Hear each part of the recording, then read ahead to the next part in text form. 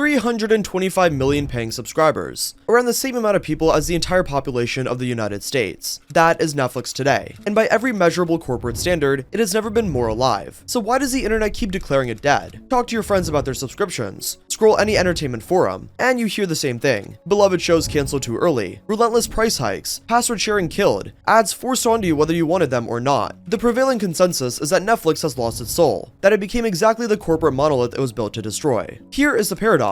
The company the internet spent years burying just reported its most profitable quarter in history. So how does a company experience a total cultural downfall and hit record numbers at the same exact time? That is what we're going to find out today. To comprehend just how Netflix changed the world, we must first remember what the world looked like before it existed. In the late 1990s, home entertainment was entirely dominated by physical rental stores, with Blockbuster Video sitting at the top of the industry. Renting a movie required driving to a brick-and-mortar location, hoping the new release you wanted was actually in stock, and, crucially, returning it by a strict deadline. Blockbuster's business model relied heavily on late fees. If you kept a movie an extra day, you paid a penalty. It was a lucrative revenue system for the corporation, but a persistent source of irritation for consumers. The founding myth of Netflix centers around a specific late fee. As the story goes, co-founder Reed Hastings was charged a $40 penalty by Blockbuster for returning a copy of Apollo 13 a few days late. Frustrated by the experience, he and his business partner, Mark Randolph, envisioned a service that eliminated late fees entirely. Hastings later admitted the story grew in the telling. That's fine. Every empire needs a creation myth, and this one was good enough to be true. Launched in 1997, Netflix began as a DVD by mail service. For a flat monthly subscription fee, customers could build an online queue for movies. Netflix would mail them the DVDs in iconic bright red envelopes. You could keep the movie for as long as you wanted, and when you finished, you simply placed it back in the mail. Once the company received your return, they automatically mailed you the next title in your queue. It was convenient, it was novel, and it slowly began to siphon customers away from physical retail stores. In the year 2000, Netflix was still a relatively small operation and was hemorrhaging cash trying to build its distribution infrastructure. Hastings and Randolph managed to secure a meeting with John Antioco, the CEO of Blockbuster. The Netflix founders proposed a partnership. Blockbuster would purchase Netflix for $50 million, and the Netflix team would run the digital and online infrastructure of the video rental giant. Blockbuster executives reportedly laughed them out of the room. They viewed the DVD by mail business as a niche market, failing to see the long-term potential of digital queues and decentralized distribution, and that laughter would echo for 2 decades. The company that refused to pay $50 million to buy Netflix would eventually file for bankruptcy, owing creditors over $1 billion. Netflix, the company they dismissed as a novelty, would go on to be worth more than all of the legacy studios that once ignored it combined. That is not a footnote in corporate history. That is the whole story. Over the next decade, Netflix refined its distribution centers, improved its recommendation algorithm, and gathered immense amounts of data on viewer preferences. But sending physical mail was only the first act. The true revolution occurred in 2007 when Netflix quietly rolled out a feature called Watch Now. Initially, the streaming catalog was sparse, offering roughly 1,000 older films and TV shows. It was included as a free bonus for existing DVD subscribers. However, as internet speeds increased across the globe and broadband became a standard household utility, streaming shifted from a novelty to the primary method of media consumption. Netflix saw the future clearly. They realized that physical media was destined to become obsolete. In 2011, the company made a highly controversial decision to separate the DVD business from the streaming business, attempting to rebrand the DVD service as Quickster while raising the total price for users who wanted both. The execution was genuinely chaotic. Hastings had to film a public apology, shot in his home office, visibly uncomfortable, with the kind of energy of a man who knew he had miscalculated. The internet responded with a near universal mockery. It was a PR disaster, a genuine stumble, but it would prove to be the right strategic call. By forcing the transition, Netflix unburdened itself from the physical constraints of mail delivery. They transformed into a pure technology and entertainment platform, capable of delivering content instantly to TVs, laptops, and mobile devices anywhere in the world. The era of the red envelope was ending, but the question was not whether streaming would succeed. The question was whether Netflix had just built the most valuable piece of infrastructure in entertainment history, or simply the most attractive target. And as it turns out, the answer was both. During its early streaming years, Netflix operated under a strict licensing model. If you logged onto the platform around 2010 or 2011, it felt like an absolute treasure trove. The company paid traditional Hollywood studios, Warner Bros., Disney, NBC Universal, Fox, for the rights to host their movies and TV shows. For the studios, this felt like an incredible, highly profitable arrangement. They were earning hundreds of millions of dollars simply by licensing older syndicated shows like The Office Office, Friends, and Breaking Bad to a digital platform they didn't really understand or respect. The traditional networks viewed streaming as a secondary distribution channel, akin to reselling reruns to a minor cable network. They didn't see a rival, they just saw an easy paycheck. As a result, Netflix accumulated an unbelievably vast library of high-quality content. For just $8 a month, consumers had access to thousands of hours of premium TV, all without a single commercial interruption. You could watch whatever you wanted, whenever you wanted. It was arguably the greatest value proposition in the history of entertainment. However, Netflix executives knew this golden era was inherently unstable. They understood a fundamental business truth. If your entire product relies on renting inventory from other companies, those companies hold all the leverage. Netflix was essentially building a mansion on rented land. Eventually, the traditional studios would realize that Netflix was not just a friendly tech partner, but an existential threat to their highly lucrative cable TV revenue. And when that realization hit, the studios would refuse to renew their contracts. They would pull their content back, leaving Netflix with empty digital shelves. So to survive the inevitable future, Netflix needed its own content. They needed exclusive reasons for customers to stay subscribed, even if their favorite syndicated sitcoms disappeared. In 2013, Netflix's COO, Ted Sarandos, summarized their aggressive strategy with one famous quote: "The goal is to become HBO faster than HBO can become us." They didn't just want to compete, they wanted to completely dominate prestige TV. That year, Netflix took a tremendous financial gamble. They outbid traditional TV networks like HBO and AMC to secure the rights to a dark political thriller directed by David Fincher and starring major Hollywood talent. The show was House of Cards. Netflix committed a reported $100 million for 2 full seasons, 26 episodes in total up front. This was an unheard of strategy in traditional TV, where networks typically ordered a single inexpensive pilot episode to test audience reactions before committing millions of dollars to a full season. Netflix, however, did not rely on traditional focus groups or network executives' gut feelings. They utilized their vast trove of user data, and what that data told them is something that should have terrified every television executive in Hollywood, because a 28-year-old with a spreadsheet was about to make a better creative decision than rooms full of seasoned TV professionals. Their internal algorithms indicated that they weren't actually taking a risk at all. By analyzing billions of data points, tracking exactly what users watched, when they paused, and what genres they preferred, they found a perfect, highly profitable Venn diagram. A massive segment of their subbase loved David Fincher films like The Social Network. Another massive segment consistently watched political thrillers featuring the attached lead creators. And a third segment had highly rated the original 1990 British version of House of Cards. Combining all three elements meant the data suggested it was a guaranteed hit. They were playing with the stacked deck. When House of Cards premiered in Feb 2013, Netflix made a decision that would permanently alter human behavior. They released all 13 episodes of the first season on the same exact day. Traditional TV had always worked on a strict weekly release schedule. Networks wanted viewers to tune in every Thursday at 9 p.m., generating weekly water cooler conversions and sustaining prolonged advertising revenue over several months. By dropping the entire season at once, Netflix broke the wheel. They catered directly to the viewer's desire for immediate gratification, and the single decision birthed the modern phenomenon of binge watching. Suddenly, spending an entire Saturday consuming 10 hours of a highly quality TV drama became normalized. Viewers loved the autonomy. They no longer had to wait 7 agonizing days to see the resolution of a cliffhanger. They didn't even have to reach for their remote. The interface simply allowed the next episode to autoplay within 15 seconds. It was a perfectly engineered loop, designed to keep eyes glued to the screen. The undeniable success of House of Cards proved their data was right, and it was swiftly followed by a string of massive original hits. Shows like Orange is the New Black, Stranger Things, Narcos, and The Crown proved that a tech company in Silicon Valley could produce prestige TV that rivaled, and sometimes exceeded, the quality of traditional Hollywood studios. Throughout the mid-2010s, Netflix enjoyed a period of uncontested dominance. The platform became so deeply ingrained in daily life that the phrase Netflix and chill entered the global lexicon as a standard everyday idiom. The company was universally praised by the public. It had saved consumers from expensive, restrictive cable packages. It championed creative freedom for filmmakers who were tired of network censorship. It offered a seemingly endless buffet of ad-free entertainment for less than the cost of a single movie theater ticket. But the studios had been watching. They spent a decade analyzing Netflix's sub numbers climb and their own cable ratings fall. They had done the math, and they had finally reached a conclusion that was, for Netflix, a catastrophic problem. They hadn't just lost their leverage, they had spent years personally handing it over, one licensing check at a time, and they were furious about it. I still remember the exact month I logged onto Netflix, and noticed that 3 shows I've been watching for years had quietly disappeared. There was no announcement or warning, they were just gone, replaced by a row of originals I'd never heard of. At the time, I assumed it was a technical glitch, but it wasn't. By 2018, the landscape of media had shifted irreversibly. Traditional cable subscriptions were in freefall as millions millions of consumers cut the cord, opting instead to rely on streaming platforms for their daily entertainment. Inside the boardrooms of major media conglomerates, panic set in. Executives stared at their declining cable ratings and watched Netflix stock price soar. They finally realized a harsh truth. By licensing their best content to Netflix for quick cash, they had armed their greatest enemy. They had taught an entire generation of viewers to expect on-demand entertainment without commercials, and in doing so, they had made their own legacy business model obsolete. The studios decided it was time to strike back, so that's what they did. Disney struck the first major blow. The company announced it would launch Disney Plus and pull its highly lucrative library of animated classics, Marvel films, and Star Wars content off Netflix. NBC Universal paid hundreds of millions of dollars to pull the streaming rights for The Office, consistently one of the most watched shows on the entire Netflix platform, to anchor its new service, Peacock. Warner Media reclaimed the rights to Friends to bolster the launch of HBO Max. Paramount and CBS consolidated their assets into Paramount Plus. It felt like every single month, another major network announced a new app with a plus attached to its name. The era of the all-in-one streaming platform was officially dead. For the consumer, this fracture was deeply frustrating. The original promise of the streaming revolution was simplicity and affordability. You paid one low price, and you had access to a massive cultural library in one convenient place. Now, to access the same breadth of content they once enjoyed on a single Netflix subscription, a viewer needed to juggle 5 or 6 different services. They had to navigate different user interfaces, remember multiple passwords, and manage a handful of monthly billing cycles. The total cost of maintaining subs to Netflix, Hulu, Disney Plus, Max, Apple TV, Amazon Prime, and sometimes exceed the cost of the heavy traditional cable packages consumers had abandoned a decade earlier. The streaming industry had essentially reinvented cable TV. They had just made it harder to use and put it in a slicker box. This period became known as the streaming wars. Every major media company poured billions of dollars into content creation, operating their new streaming divisions at a massive financial loss in a desperate bid to capture market share and please Wall Street investors. The numbers were staggering. Combined, the major streaming players were burning through roughly $50 billion a year on content, losing money at a scale that would have seemed deranged to any sane accountant, all in service of a land grab that none of them were entirely sure how to win. For Netflix, the strat became clear. They had to accelerate their production of original content to astronomical levels. If they could no longer rely on The Office or classic Disney movies to act as background noise and keep people paying every month, they needed to ensure there was a brand new exclusive Netflix original premiering every single week. They had to train their audience to stop caring about Hollywood classics and start caring about Netflix originals. The company transitioned from focusing on prestige targeted TV into becoming a sprawling, relentless content mill. They scaled their spending to upward of $17 billion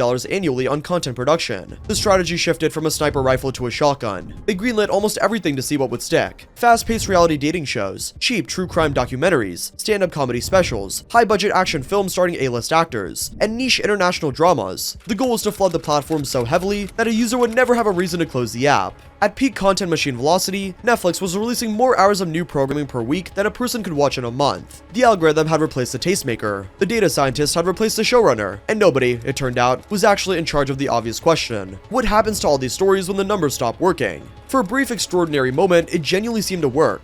In September of 2021, a low-budget South Korean drama about debt and desperation became the single most watched Netflix show in history. Squid Game did not come from Hollywood. It did not star recognizable American actors. It required subtitles, and it was watched by over 111 million households in its first month. For a moment, it seemed like Netflix had found the answer. You didn't need The Office. You didn't need Disney. You just needed Squid Game. The shotgun strategy had produced a weapon that no traditional studio could have predicted or replicated. Then, Bridgerton captured a massive romance market that traditional networks had systematically ignored for decades. For a moment, the financial numbers and the cultural love story seemed like they might finally be pointing in the same direction again. But they weren't. And then Netflix did what Netflix does. They started canceling shows. To understand why the cancellations kept happening, and why they felt so specifically, so reliably cruel, you have to understand the financial model Netflix used to evaluate whether a show lives or dies. Unlike traditional TV networks, which generate revenue by selling ads based on total viewership numbers, Netflix's primary goal during this era was subscriber acquisition and retention. When a new show launches,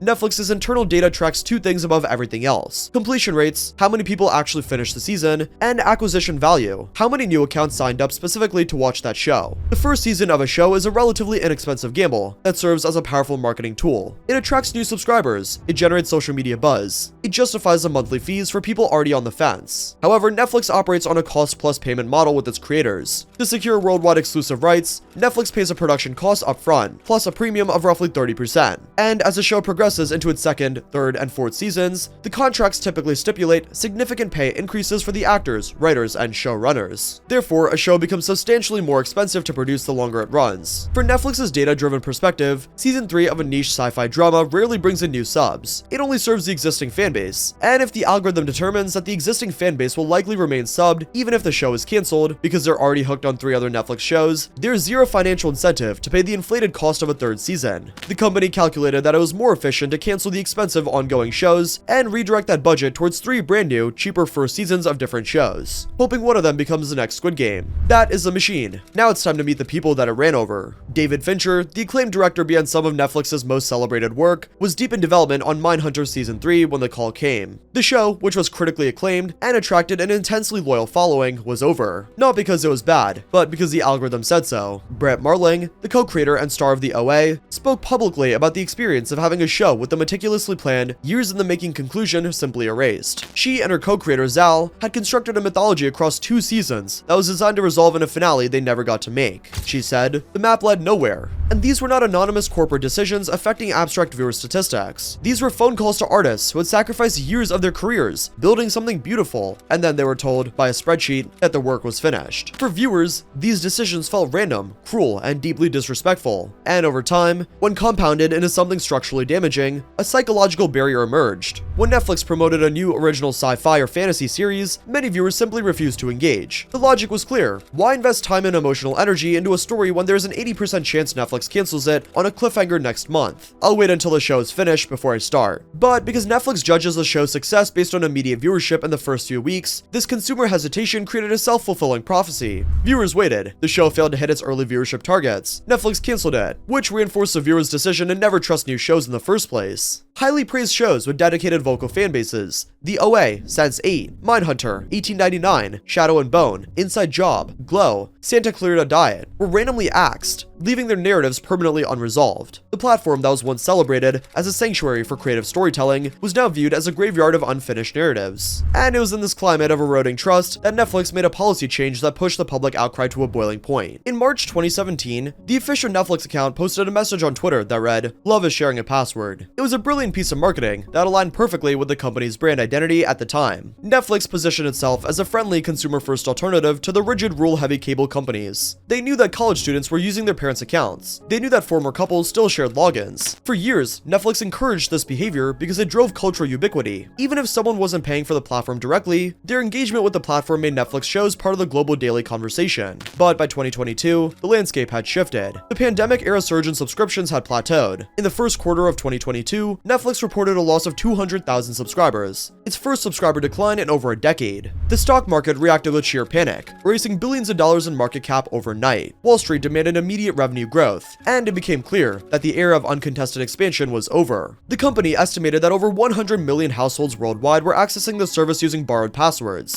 Netflix looked at those 100 million users not as friends sharing love, but as 100 million instances of lost revenue. The mandate came down from the executives. The password sharing had to end. The policy shift, widely dubbed as the password crackdown, began rolling out globally in 2023. Netflix implemented strict tracking measures using IP addresses, device IDs, and account activity. Users were forced to designate a primary household, and if a device attempted to stream Netflix from outside that primary location for an extended period, it was blocked. The screen would prompt the user to either log into their own separate paid account or have the primary account holder pay an additional monthly fee to add an extra member. The public backlash was intense. Social media platforms were furious with users threatening to cancel their subscriptions. There was a hashtag cancel Netflix trend worldwide. Critics pointed out the hypocrisy of a company that once tweeted, "Love is sharing a password," now treating that exact behavior as a violation of terms. Consumers who traveled frequently for work or had children living away at college expressed deep frustration over the cumbersome verification codes and location restrictions. Culturally, this was the moment the illusion shattered. Netflix was no longer the cool, disruptive startup. It was a massive utility company, tightening the screws on its user base to appease shareholders. Many industry analysts and prominent YouTubers predicted that this aggressive anti-consumer move would be the final nail in the coffin. often. They argued that in a highly competitive market filled with alts like Disney Plus, Max, and Amazon Prime, alienating the customer base would lead to a massive exodus. But they were wrong. The paradox of the password crackdown is that while it was universally despised on the internet, it was a spectacular financial triumph in the real world. When faced with the prospect of actually losing access to Stranger Things, Bridgerton, or their evening comfort shows, the vast majority of password borrowers simply catapulted and opened their wallets. According to tracking firms, the crackdown led to the single largest surge in domestic user acquisition in years. By the end of 2024 and pushing into 2025, Netflix had added roughly 50 million new subscribers worldwide as a direct result of the policy. The company that once tweeted "Love is sharing a password" did the math. Love, it turned out, was worth $7 a month. Netflix had successfully called the consumer's bluff. The audience hated the rule change. They complained loudly, but they paid anyway. Netflix realized a profound truth about its position in the market. It had transitioned from a luxury into a necessity. People do not boycott their electricity provider when the rates go up, because they need the lights on. For hundreds of millions of people, Netflix had become the equivalent of the cultural power grid. And then, the success of the crackdown emboldened the company to fundamentally alter the pricing and viewing structure of the platform, bringing us to the final ongoing phase of Netflix's evolution. I still remember the exact moment I sat through my first Netflix ad. I had been a subscriber for years. I hit play on something I'd been meaning to watch, and instead of the show, I got 60 seconds of commercials. It was a small thing, barely worth noting, but it felt like something had ended. When streaming first emerged as a viable alternative to cable TV, its entire value proposition relied on 3 pillars. First, all of your content was in one place. Second, you paid one monthly low price. Third, and perhaps most importantly, there were 0 commercial interruptions. You hit play, and the story unfolded without a single break to sell your car insurance or laundry detergent. And as we navigate to the latter half of the 2020s, every single one of those foundational pillars had collapsed. We have already established that content is now fractured across a dozen different rival streaming platforms. But the final 2 pillars, low prices and ad-free viewing, were not dismantled by corporate rivals. They were dismantled by Netflix, methodically and deliberately. For years, co-CEO Reed Hastings remained adamantly opposed to advertising on the platform. He went on record multiple times, insisting that the ad-free experience was core to the Netflix brand. He argued that the advertising business was too complex, too intrusive, and too focused on tracking user data. However, as production costs soared into the tens of billions of dollars, and sub-growth began to stall in a highly saturated market, the financial math became undeniable. Wall Street demanded higher profit margins, and advertising is an incredibly lucrative business. The pivot happened fast. In late 2022, Netflix launched its Basic with Ads tier. Initially, the company framed this as a budget-friendly option for cost-conscious consumers who wanted to save a few dollars. But the strategy quickly revealed its true nature as a mechanism to force a shift in consumer behavior. Instead of simply offering the ad tiers as an alternative, Netflix began aggressively raising the prices of its ad-free tiers. The premium 4K subscription that once cost less than a paperback novel now costs more than most people's phone plans. They effectively turned HD viewing, a standard feature on almost every other digital platform, into a luxury add-on. Simultaneously, Netflix phased out its cheapest ad-free basic plan entirely. They removed the option for new users, and eventually kicked existing users off the plan, refusing to offer it as a middle ground. This strategy was a textbook corporate squeeze. By making the ad-free experience painfully expensive, Netflix forced middle-class and working-class families down into the ad-supported tier. From a financial perspective, this was highly beneficial for the company. An ad-supported subscriber paying a lower monthly fee actually generates significantly more total revenue for Netflix than a mid-tier ad-free sub.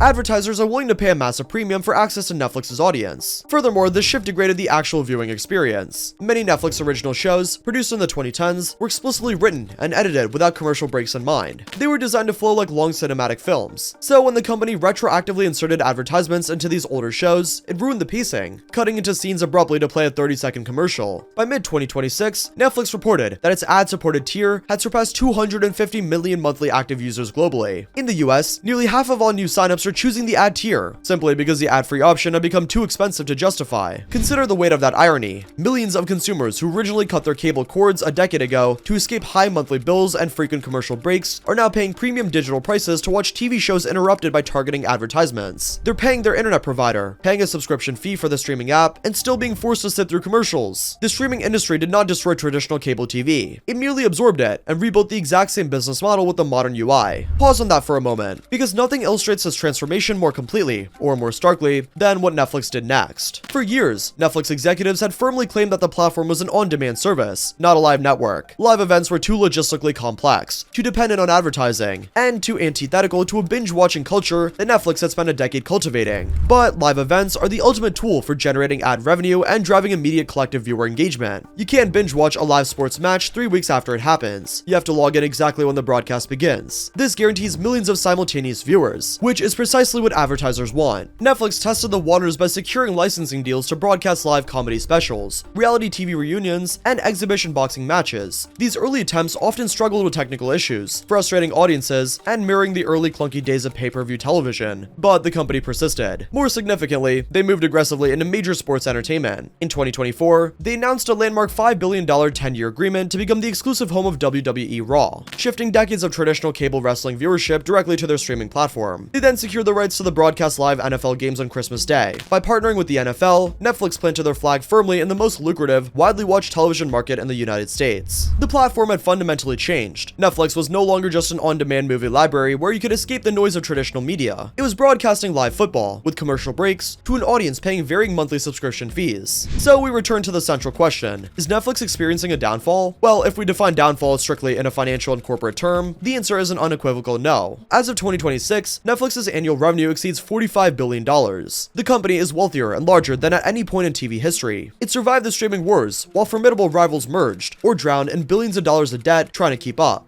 Netflix emerged as the unquestioned victor of the digital entertainment revolution, commanding a global audience approaching 1 billion people. Its stock price rebounds after every controversial decision. However, if we define downfall in terms of cultural goodwill, consumer trust, and creative legacy, that narrative changes profoundly. The Netflix of 2013 was a miracle. The Netflix of 2026 is an unavoidable utility, a service that people maintain out of habit and convenience, rather than out of genuine affection. What we are witnessing is not the death of Netflix. It's the end of an era. It's the conclusion of the company's uncontested dominance over our hearts and minds. Netflix succeeded in its own ultimate goal. It conquered the world of TV, but in its relentless algorithm-driven pursuit of infinite growth, it sacrificed the very magic that made it special in the first place. The red envelopes are gone. The promise of cheap, ad-free entertainment is dead. Netflix won the war, but it remains entirely up to the audience to decide if the victory was worth the price of admission.